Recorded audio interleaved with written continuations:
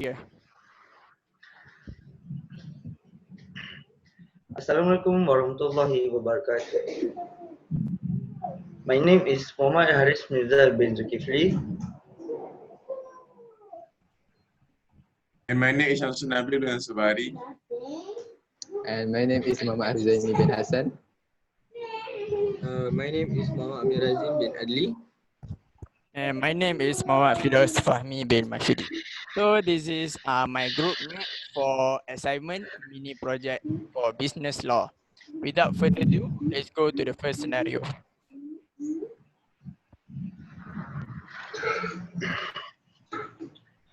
From the scenario given,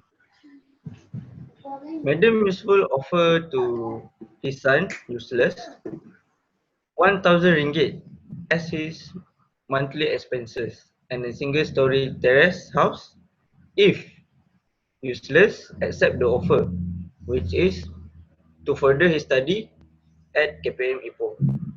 So, Useless accept the offer, and suddenly, after 6 months, Madam Useful stopped giving him 1,000 ringgit, and Madam Useful asked him to leave the house because they have conflict between each other.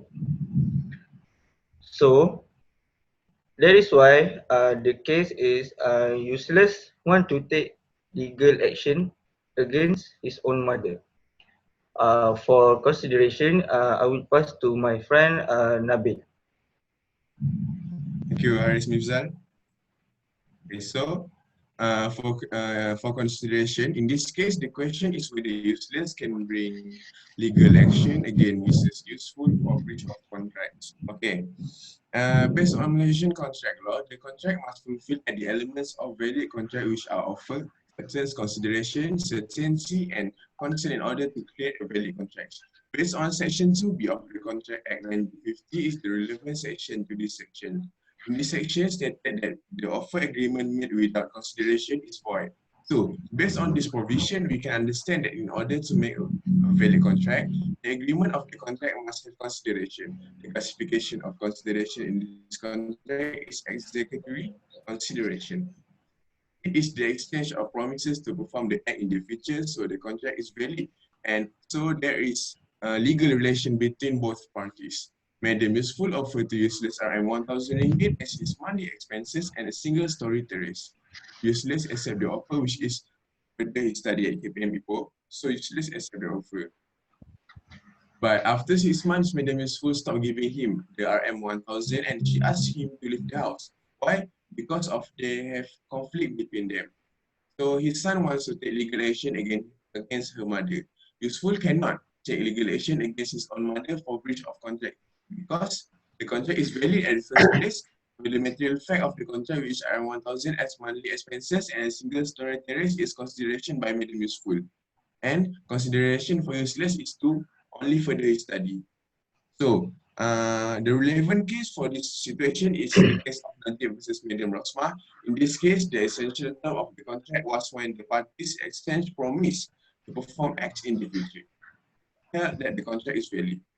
So, I will pass the presentation to Muhammad HAFIZAINI. Okay, thank you, Muhammad Nabil.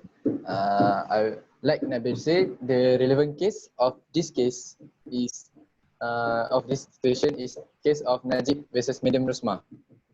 Okay. Najib was a sales advisor at Best Auto Sendirian Berhad, a well-known car dealer in Johor Bahru. He worked there for 2 years and after finishing his secondary school. One day, his mother, Madam Rosmah, contacted Najib and persuaded him to return Ipoh and further the study in accountancy at College Professional Mara, Ipoh. Madam Rosmah offered to provide him RM 1,000 ringgit as his monthly expenses and a single-story terrace house if he will agree to return and further study. Taking that as a great opportunity, Najib agreed to that offer. After 6 months of his return, there was a misunderstanding between him and Madam Rosmah. His mother stopped giving him the expenses and asked him to leave the house that he was living in. Najib was very frustrated. He would like to take legal action against his mother for the monthly expenses as well as the vacant possession of the house. Najib can take legal action against Madam Rosma for breach the contract because the contract is valid. In terms of executory consideration, explain that where the parties exchange promises to perform acts in the future.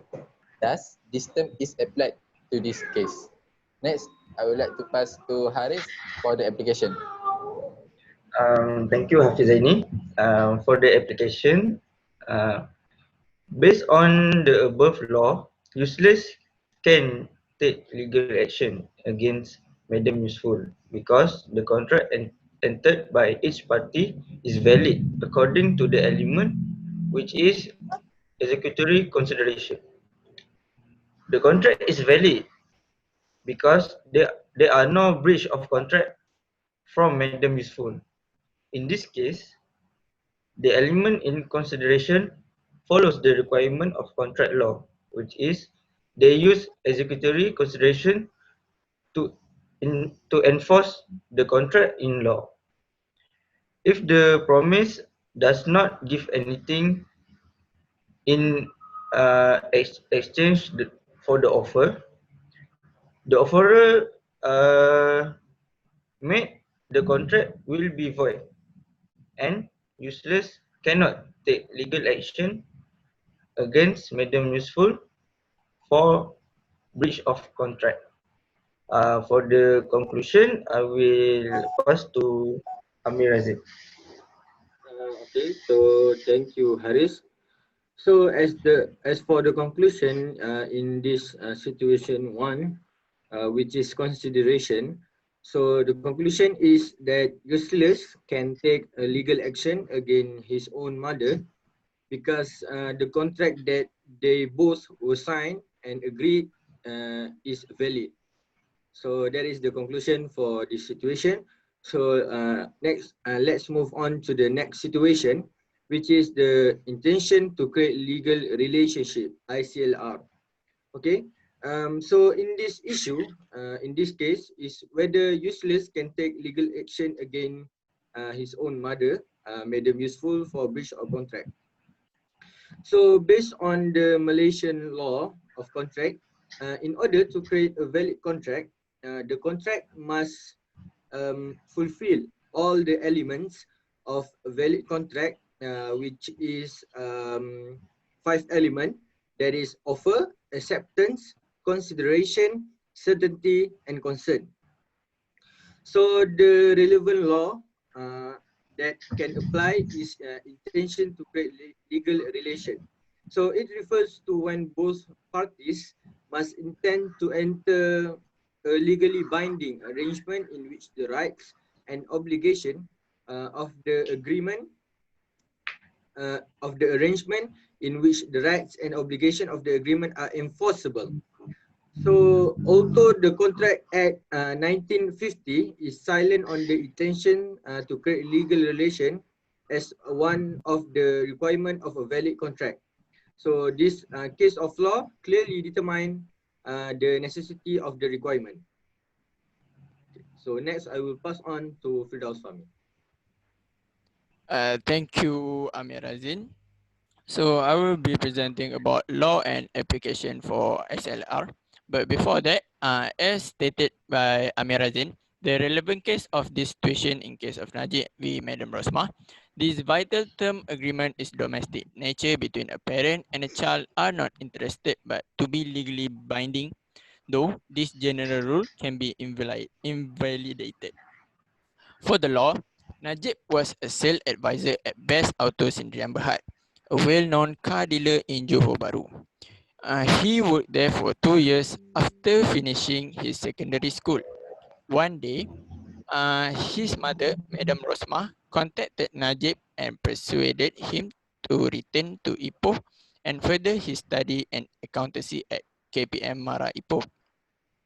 Madam Rosma offered to provide him RM1,000 as his monthly expenses and single-story terrace house if he would agree to return and further study. Taking that as a great opportunity, Najib agreed to that offer. After 6 months of his return, there was a misunderstanding between him and Madam Rosmah. His mother stopped giving the expenses and asked him to leave the house he was living in. Najib was very frustrated. He would like to take legal action against his mother for monthly expenses as well as the vacant possession of the house.